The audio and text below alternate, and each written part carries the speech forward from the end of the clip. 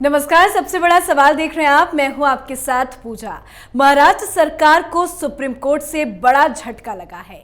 एक तरफ पूरे महाराष्ट्र में लाउडस्पीकर को लेकर जबरदस्त राजनीति हो रही है, तो वहीं दूसरी तरफ सुप्रीम कोर्ट ने उद्धव सरकार को बीएमसी चुनाव और निकाय चुनाव की तारीख घोषित करने का आदेश दिया है, वो भी 2 हफ्ते के भीतर।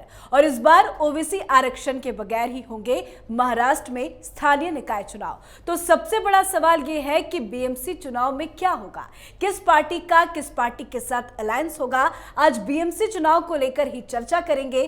चर्चा के लिए हमारे साथ स्टूडियो में मौजूद हैं कैपिटल टीवी के editor in chief doctor Manish Kumar. Doctor साहब, बहुत बहुत स्वागत है। धन्यवाद। महाराष्ट्र में लाउडस्पीकर को लेकर मचे बवाल के बीच बीएमसी चुनाव की तारीखों का ऐलान करना उद्धव सरकार के लिए कितना बड़ा झटका? देखिए, ये तो बहुत ही बड़ा झटका है जो सुप्रीम कोर्ट ने दिया, लेकिन समझना ये है कि बीएमसी आखिर किस पार्टी के लिए कितना महत्व रखता है।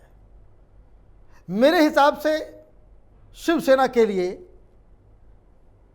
राज्य में सरकार चलाने से ज़्यादा इम्पॉर्टेंट बीएमसी है। बीएमसी हिंदुस्तान की सबसे बड़ी म्युनिसिपल कॉरपोरेशन है और उसका बजट जो है कई सारे राज्यों के बजट से भी ज़्यादा है। ये भी आप समझ लें, इतना रिसोर्सेस और इतना बड़ा जो कह सकते हैं कि ओहदा, ये 3-3.5 दशक से शिवसेना का पूरा कब्जा है इसके ऊपर। पिछली बार भारतीय जनता पार्टी और शिवसेना कुछ फासलों का डिफरेंस था, और अब इस बार अगर बीएमसी चुनाव में शिवसेना हार जाती है तो शिवसेना की उल्टी गिनती शुरू हो जाएगी। और ये टाला इसलिए जा रहा था क्योंकि ओबीसी का रिजर्वेशन हो ना हो इसके ऊपर। और मैं आपको बता दूं, इतना ज़्यादा दबाव है और एक टेस्ट भी है कि क्या हिंदुस्तान में सुप्रीम कोर्ट के आदेश का पालन होगा या नहीं होगा। क्या महाराष्ट्र में सुप्रीम कोर्ट के आदेश को लागू नहीं किया जाता है? ये एक अहम सवाल मैं इसलिए कह रहा हूं क्योंकि कुछ सूत्र बता रहे हैं कि जो महाराष्ट्र में जो चुनाव कराने वाली एजेंसी है वो कह रही कि भाई हमें तो बहुत टाइम लगेगा। अभी सो रहे थे क्या भाई? सो रहे थे? क्या कर रहे थे? आपकी तैयारी तो पूरी होनी चाहिए। सुप्रीम कोर्ट ने कहा है 2 सप्ताह के अंदर तारीख की घोषणा की जाए, और अब खबर आ रही है कि नहीं, इसमें भी लेट होगा, सितंबर तक टाला जा सकता है। तो यह भी एक यक्ष प्रश्न है जी। कहा जा रहा है 3 महीने का और वक्त चाहिए, है ना। ये 3 महीने का वक्त किस लिए चाहिए भाई? सुप्रीम कोर्ट के आदेश का पालन नहीं होगा महाराष्ट्र में, चाहे वो लाउड स्पीकर हो, चाहे वो इलेक्शन का मसला हो। दिक्कत क्या है? शिवसेना में क्या चल रहा है वो पता ही नहीं चल रहा। शिवसेना वाले तो अभी नवनीत राणा और राज ठाकरे में उलझे पड़े हुए हैं जी। और एनसीपी ने मीटिंग भी कर ली अकेले। 2 दिन पहले मीटिंग हुई थी एमबीए की, शिवसेना उसमें नहीं थी। कांग्रेस वाले और एनसीपी मिलके आपस में गप सड़ाका कर लिए, बातचीत कर लिए। संजय राउत नहीं, उद्धव ठाकरे नहीं, एमबीए की मीटिंग हो गई, अघाड़ी सरकार की मीटिंग हो गई, बताइए, अलायंस की, बिना शिवसेना के। तो एक सिग्नल ये मिल रहा है कि क्या बीएमसी में ये अघाड़ी सरकार के जो तीनों पार्टियां हैं वो एक साथ चुनाव लड़ेंगी या अलग अलग लड़ेंगी, या तीसरा ऑप्शन हो सकता है कि 2 पार्टियां मिले, तीसरी पार्टी को छोड़ दिया जाए। तो क्या परमुटेशन कॉम्बिनेशन है, इसको भी डील करना जरूरी है। लेकिन एक तरफ तो बात क्लियर कट नजर आ रही है कि राज ठाकरे और बीजेपी ये दोनों मिल के चुनाव लड़ेंगे। ऐसी खबरें जो है वो इसकी पुष्टि भी हो गई है और अंदर खाने बातचीत भी चल रही है। ये सारा मतलब 2 खेमा होगा, एक तरफ राज ठाकरे भारतीय जनता पार्टी और दूसरी तरफ शिवसेना, एनसीपी और कांग्रेस पार्टी। अब शिवसेना का स्टेक सबसे ज्यादा है। शिवसेना के पास सबसे ज़्यादा अभी पार्षद हैं, तो अब शिवसेना के लिए क्या हो? अब ये जो लाउड स्पीकर विवाद हुआ है, जो उससे जो खबर आ रही है कि शिव सैनिक बहुत सारे नाराज चल रहे हैं। शिव सैनिक वो मनसे की तरफ उनका झुकाव बीजेपी की तरफ झुकाव हो गया है।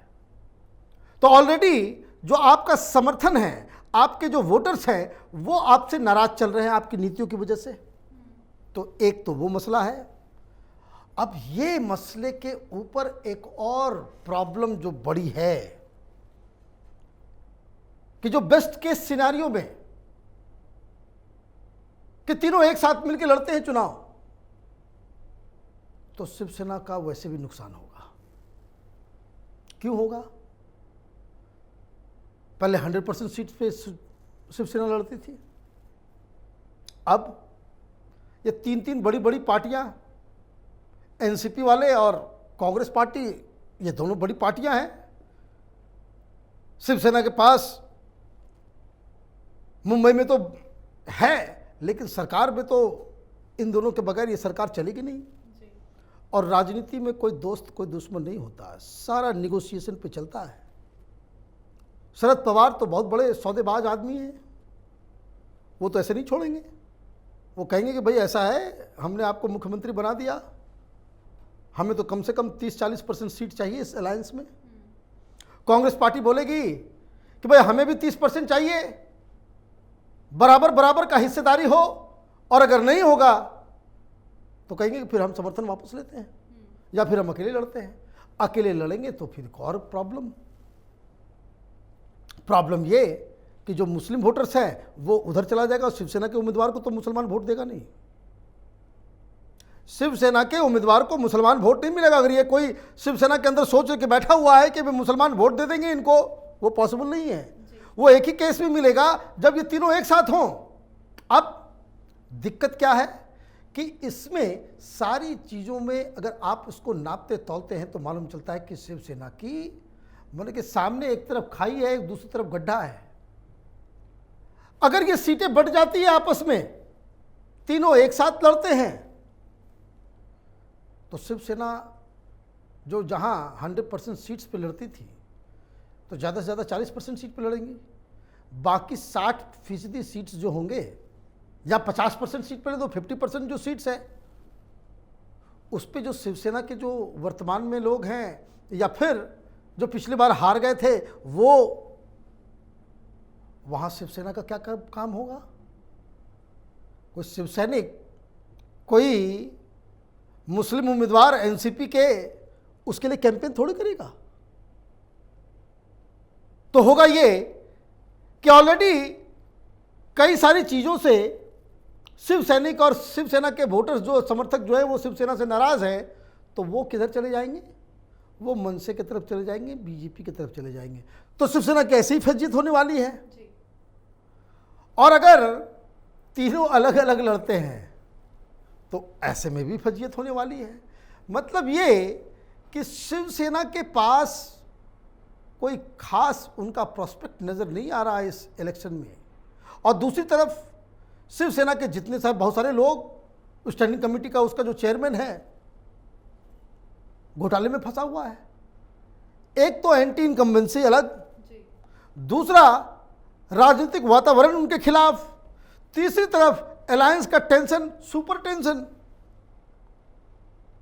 तो ये जो स्थिति शिवसेना के सामने है, उस स्थिति को और भी ज़्यादा प्रॉब्लमेटिक सुप्रीम कोर्ट ने इस कदर बना दिया कि भाई 2 सप्ताह के अंदर आप घोषणा करो। मतलब वक्त भी नहीं है संभलने का। एक तो सारी परेशानियां हैं, उसको सॉर्ट आउट करने का वक्त भी नहीं है, और दूसरी तरफ जिसको कह सकते हैं कि कॉन्फिडेंस से बिल्कुल मदमस्त ये अलायंस भारतीय जनता पार्टी का, ये तो घूम घूम करके तो जितनी भी गड़बड़ियां आघाड़ी सरकार में हुई हैं, चाहे वो कंगना के घर पे बुलडोजर चलाना हो, चाहे अर्नब गोस्वामी का मसला हो, चाहे पालघर हो, चाहे वो लाउड स्पीकर हो, चाहे वो हिजाब हो, चाहे वो भ्रष्टाचार का मसला हो, उगाही का मसला हो, तमाम तरह की चीज़ें वो बीजेपी और मनसे के फेवर में चला जाएगा। मतलब ये कि शिवसेना के लिए जो आपने सवाल किया कि ये जो 2 सप्ताह का समय दिया गया है, अगर सुप्रीम कोर्ट के फैसले का पालन होता है तब तो ठीक है, और अगर सरकार ये तय करती कि भाई हम बाद में कराएंगे, हम 3 महीने के बाद कराएंगे इलेक्शन कमीशन, तो फिर कुछ लोग फिर जाएंगे सुप्रीम कोर्ट। इलेक्शन कमीशन को भी डांट लगेगी कि भाई आप ये क्या कर रहे हो, आपके पास तो दुनिया में दूसरा कोई काम है नहीं। इलेक्शन कमीशन के पास चुनाव के अलावा कोई दूसरा कोई काम ही नहीं है, और उसमें भी काम क्या है, इलेक्टोरल रोल जो है बने हुए होंगे। 2.5 साल पहले अभी इलेक्शन हुआ है, तो ये तमाम चीज़ें जो हैं वो शिवसेना के पक्ष में नहीं जा रही हैं। और अगर शिवसेना जिस हिसाब से जिद वाली राजनीति करती है, तो ऐसा भी हो सकता है कि कांग्रेस पार्टी अपने आप को मुंबई में फिर से मजबूत करने के चक्कर में ये कह दे कि भाई हम इतनी सीटों पे हम आपसे कोई समझौता नहीं करेंगे, हम अकेले लड़ेंगे और हम अपना समर्थन राज्य सरकार से, अघाड़ी से वापस भी लेते हैं। ऐसी भी परिस्थिति बन सकती है। ये काम शरद पवार भी कर सकते हैं। शरद पवार तो कभी भी पलटी मार सकते हैं, उसका तो कोई भरोसा ही नहीं। तो ये सारी परिस्थितियां हैं जिसके बीच चुनाव होने वाले हैं। अब देखना ये है कि सुप्रीम कोर्ट का जो आदेश है 2 सप्ताह के अंदर वहां चुनाव की घोषणा होती है या नहीं। बिल्कुल, ये राजनीति है, कौन किसके साथ चला जाए कुछ कहा नहीं जा सकता। कुछ नहीं कहा जा सकता। बहुत बहुत शुक्रिया, धन्यवाद। तो महाराष्ट्र की राजनीति में लाउडस्पीकर और हनुमान चालीसा को लेकर मचे बवाल के बीच अब स्थानीय निकाय चुनाव के मुद्दे पर उद्धव ठाकरे सरकार को सुप्रीम कोर्ट से बड़ा झटका लगा है। 2 हफ्ते के अंदर बीएमसी चुनाव की तारीखों का ऐलान करना उद्धव सरकार के लिए नई मुसीबत बन गई है। अब देखना होगा बीएमसी चुनाव में क्या होगा। आज के हमारे खास शो में फिलहाल इतना ही। कल एक बार फिर कुछ अहम सवाल के साथ हाजिर होंगे। तब तक देखते रहिए कैपिटल टीवी। नमस्कार।